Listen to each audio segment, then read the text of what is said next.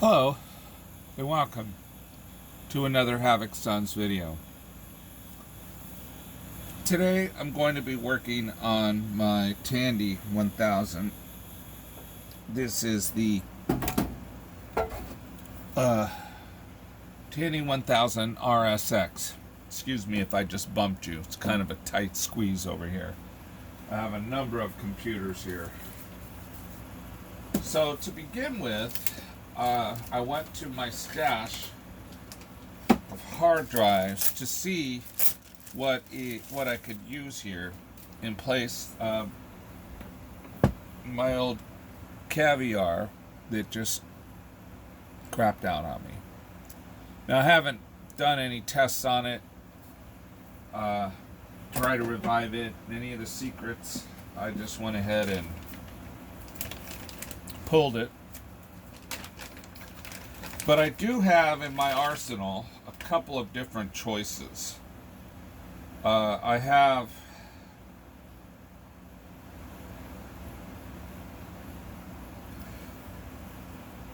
an old Connor. This is a 540 megabyte Connor. I'm tempted to put that in because if you ever find a Connor working, that's something to be said. Or I have tried and true Western Digital, the Caviar. This is the 2540. This is also a 540 meg hard drive. Now, since what was in it was the model below it, I think I'm going to go with this one. So let's begin the first step. I always like to test it before I actually install it, because you just never know. The hard drives that I have in storage are the ones that I have already pre-tested and they are working. But some of these, when I say in storage, have been in storage for a number of years. So what I'm doing now is I'm plugging the 40-pin ribbon in and the power cable to it. Now, the 1000 RSX has its own built-in hard drive controller, so we shouldn't need to do anything else other than maybe enter CMOS and of course put in my trusty DOS boot disk.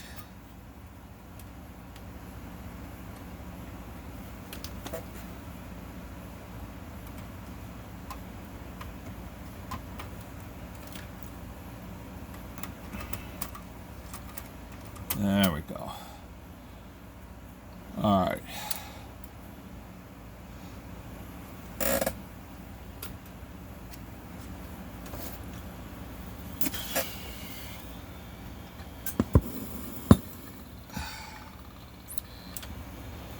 So now what I'm going to do is I'm going to power it on so you can see that right there.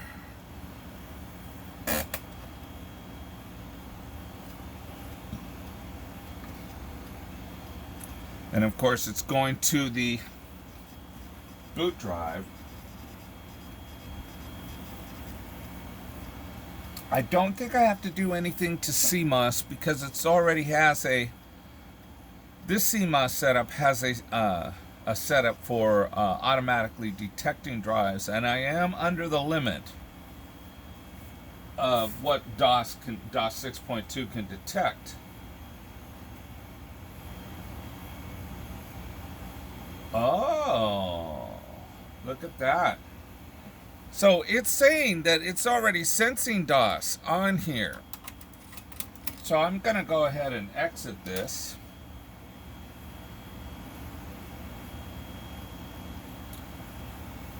And let's just run without a floppy installed and see what we get. Could it be that easy? I may later have to reformat the drive, but for now, let's just see if it boots. Oh, wow.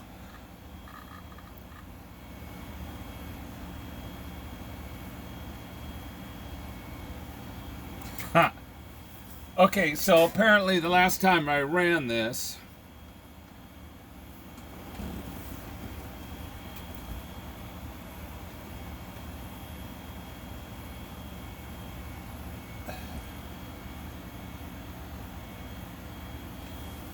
well, here's what we've got going on. ScanDisk is reporting probably something different.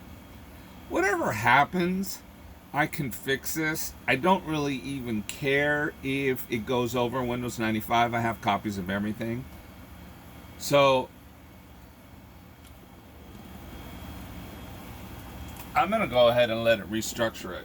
I don't care, like I said, because if it does cause a problem or report the hard drive incorrectly, I'm just going to set up the parameters correctly and reformat the drive. But let's just see what's on a hard drive that I had in storage for, oh boy, according to this, it looks like I've had a lot of stuff on here. So it looks like it's going to do a scan for quite some time. In the meantime, why don't we talk about some of the things that I like about this system.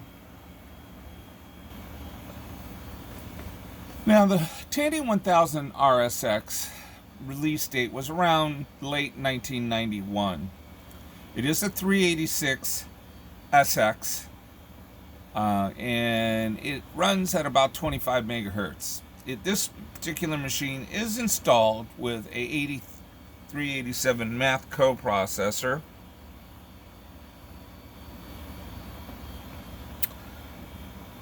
And I've pretty much populated the RAM fairly high. I think there's 9 megabytes of RAM on this hard drive. On this motherboard right now. 2 banks of 4 each right here. With the 1000 RXS, Tandy finally gave its users a 16-bit ISA expansion slot. This was Tandy's first AT-class computer. It is powered by, like I said, a 25 megahertz 8386 SX. It is running at 16-bit. It is a 32-bit CPU, but it's running on a 16-bit data bus. Go figure. It has onboard Super VGA and includes 2 16-bit expansion slots. They're over here. One of them is already loaded with a creative sound card. And in other videos, I explain what's going on with this sound card. Basically, it's got a cable going out to a Tandy CDR 3100 external CD-ROM.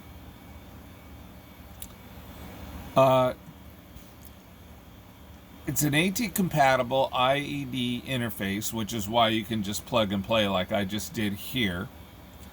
It does have a bi-directional parallel printer port, so it got away from the old-style Tandy ports of the past. It does have a PS2 mouse and keyboard port, and its max is 9 megabytes of memory. And you can put an optional 8387 math coprocessor in, which I did.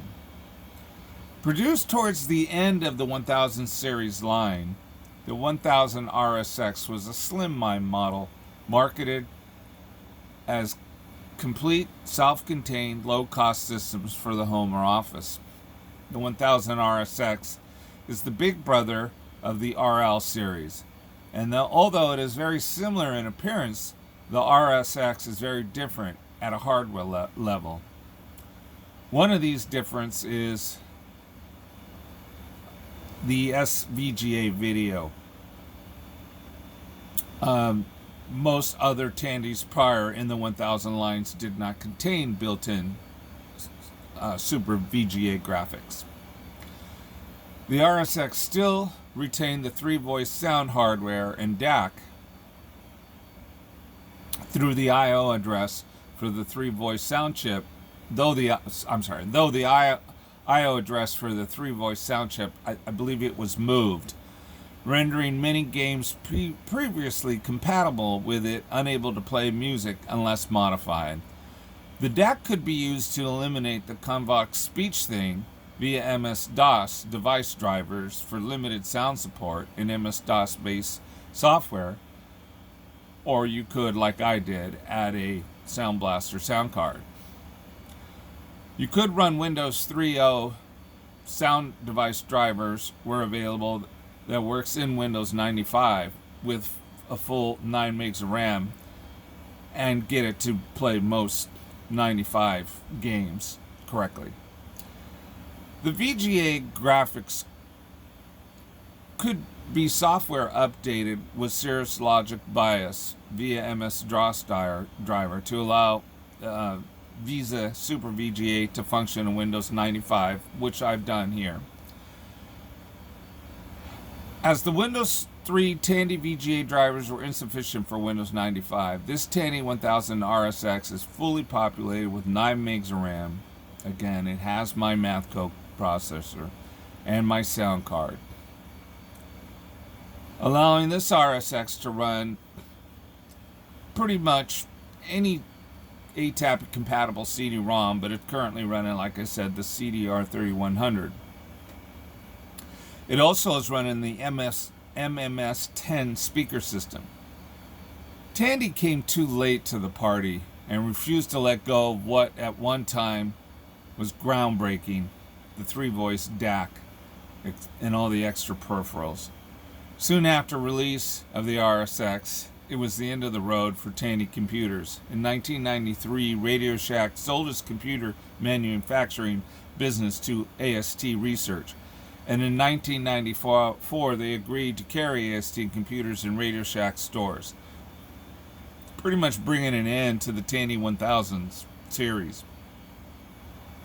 AST didn't understand the importance of the low-end PC market and kept his focus on premium hardware, even though that's kind of what Radio Shack computers had become, which is crazy because when they first came out, they were at the cutting edge. AST was in dire straits financially, and in mid-1990s, they were acquired by Samsung. Despite investments in AST, Samsung was unable to turn things around and eventually closed down AST. So what was once the cornerstone of a golden age of computer sales is now completely gone. Their final bankruptcy came in 2015, and everybody kind of knows the story of what happened after that. So here, my friends, is the last real 1000 series Tandy computer. Now, there were other computers, and probably the one that is the most sought after is the Tandy Sensation. I have a few computers that are close to that, but I do not currently have the Sensation. So it looks like my hard drive that I've installed is actually scanning correctly. I am about half done. I think what I'll do is I'll wait here. I'll let you guys just see the tail end, excuse me, of a fresh boot. Well, I've got as far as a boot, but I doubt that it's going to allow me to access the CD-ROM drive.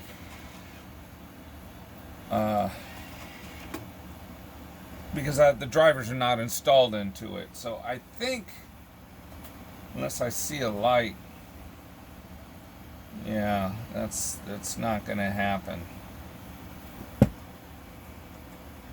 So I'm going to cancel that. Again, like I said, I'm not too concerned about what's going on here, because I will just redo this later. I just find it interesting that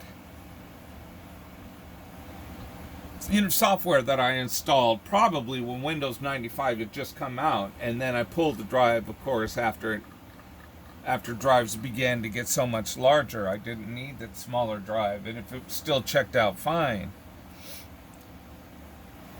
I would just put it in storage. I never threw anything away.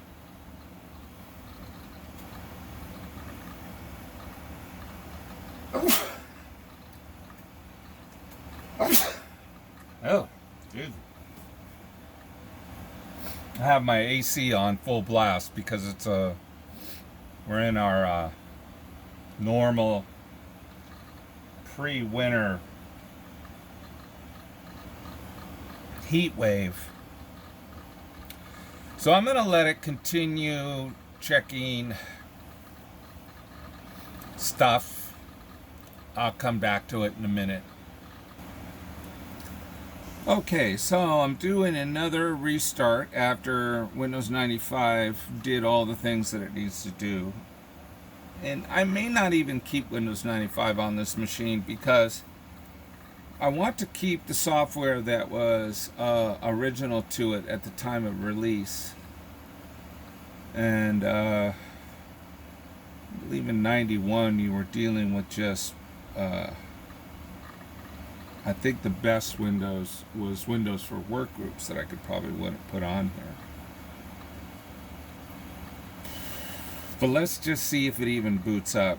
So basically what's happening is it's running directly from the hard drive that I just plugged in. I did not even go to CMOS to adjust it.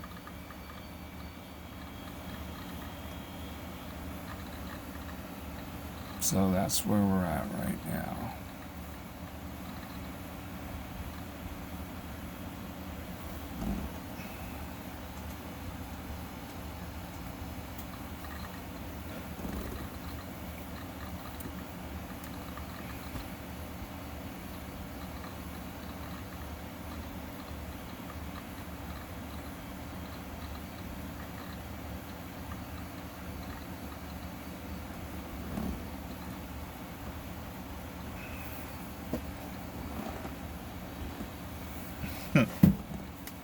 Okay, well, it looks like it boot up fine. And it looks like it does see my mouse.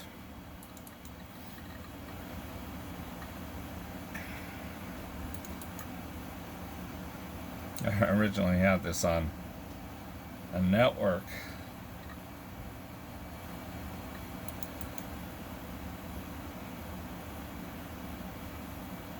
Wow.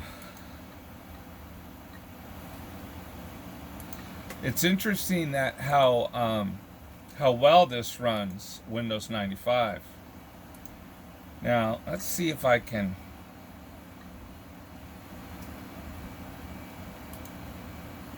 run this in DOS mode. Oh, before I do this, I doubt it, but let's see if it sees the CD-ROM, and it does not. All right. And I didn't think it was going to. So let's restart the computer in DOS mode. And I have this, which is the original CDR drivers. I also have it in a 5 1/4 if we need it. And then, of course, I also have it backed up.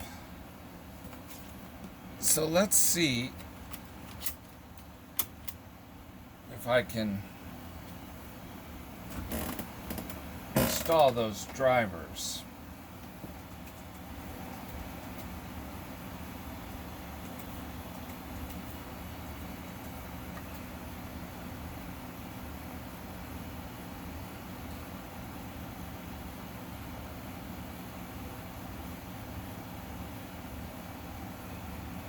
I'm probably going to have to redo this because I don't even think it's showing the full hard drive space. But that's okay. For now, it's not really an issue at this point.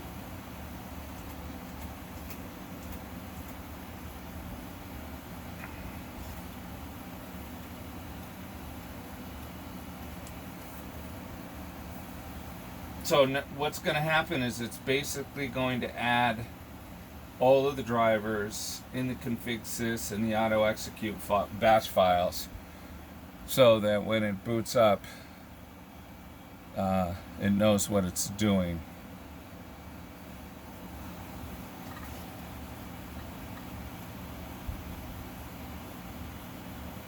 And basically this is for, let's see if I can pan down a little so you can see it. This is for this. Ooh, I got some stuff on here. Ultima 8, Syndicate Plus, great game. Strike Commander, Wing Commander 2, also a great game.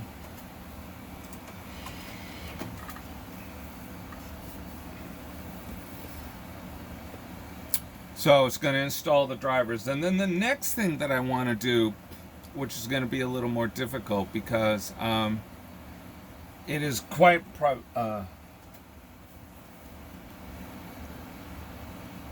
well, it's a high density 1.22 floppy drive that actually came out for Tandy. Now, and I'll get to that in a minute. So I want to, I'm not sure what the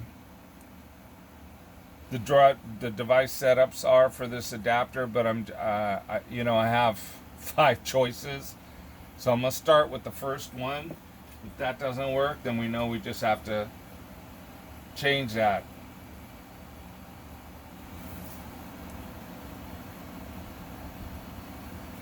Now here it's telling us what the CPU speed is.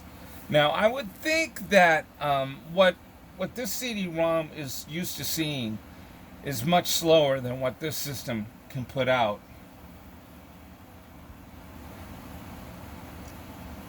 I don't think I want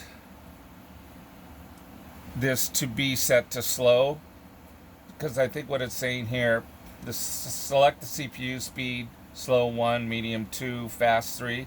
If you want to have the device driver detect automatically, press enter for the default. Then the S parameter will not be added to config sys file. Well, let's press enter for default. This is all going to be default, and we'll be lucky if it all works.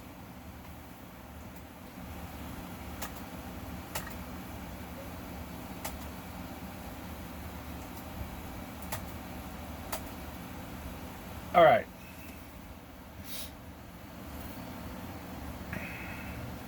So you can't see, but I just took the floppy disk out. Now we're going to do a reboot. And we're going to let it pop right back into Windows. And then we're going to see if it sees the CD-ROM.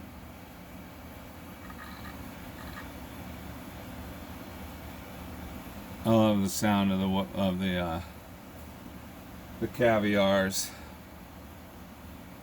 They sound so delicious to me. It's like music to my ears. It's like my wife scratching my back delicately with her fingernails. Is that too much information? Well, it's the same kind of sensation, man. Shoot me. I mean, literally, don't shoot me. I love my life, but yeah, certain sounds and certain sights and certain smells of old computers. And you have to understand why I feel that way. I think I was at the golden age of computers, where I was really first starting to get into them.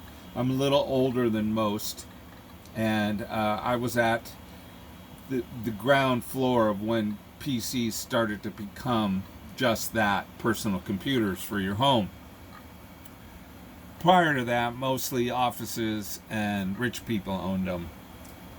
So it was a great time to be alive. And then I happened to fall into Radio Shack at an early age, and I ended up managing a shack in Pacific Beach, California, which was a lot of fun. Now, we're not going to get any sound because I haven't installed the sound drivers yet. All I'm really trying to do is see if I can get the CD-ROM to come up. And so when Windows 95 loads again, we're going to go into File Manager. Now, if it doesn't work, I'm going to spare you the details because I will eventually get it to work. I mean, it worked before. I just got to match parameters. If I was smart, I would have written them down when I originally did it.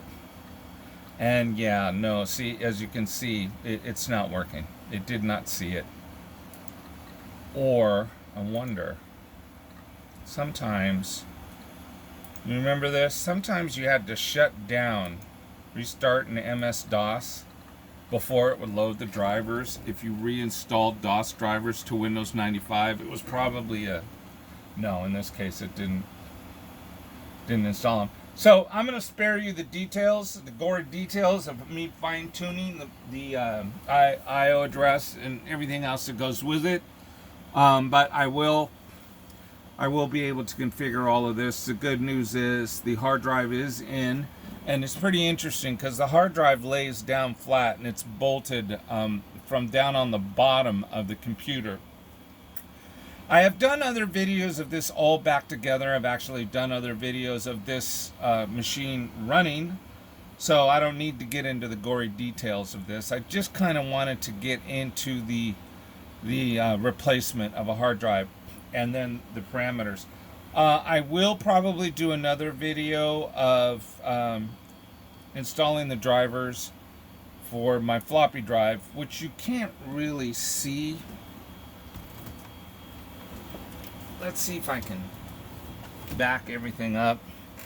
Yeah, I've exposed it now. There it is. See it down there on the bottom? Right here. So basically what this is it's an external 1.22 floppy drive. and the cool thing about this is if you look at the shell of the RSX, let's see if I can just get this in here somehow. Can I? No, I can't. How about if I put it off to the side and then I pan over? I mean, there's really nothing to this. This is how wide it is. You know, I'll be lucky if it's over 3 inches wide. And it only has room for the floppy. The hard drive, like I say, is laying down here on the bottom. So there is no room for anything else. Even though I have this 386, yeah, I know, my Tandy cave's a mess again. Even though I have this 386 maxed out, I mean, seriously, there's the MMS 10 speaker system. Again, down over here we have my CD-ROM, my floppy drive, behind the MSM. Well, let me shut this off before I cause permanent damage here to my brand new setup. I don't know if you can see that, but I have a modem connected to it too, as well as this beautiful Tandy mouse, 2-button original Tandy mouse. So, and I've gone over this before. Basically, this cable rolls out and it goes into the CDR 3100, and that's how I get my CD-ROM. So even though the RSX, the 1000 RSX was not really set up to be a mainstay computer with all of these peripherals attached, because I added the Sound Blaster card with an external CD-ROM port, I added the external floppy, I added the speakers, I added the external modem. I basically have done things to this RSX, the 1000 RSX, that it was never meant to do when it came out of factory. This was meant to be a fast and lean, very small footprint 386. Okay, well, successful installation of a hard drive. I will button it all back up and spare you the details of all of that. Like I said, you can look at other videos that I have to see all that. So Like always, you guys have a great day and a better life. See ya.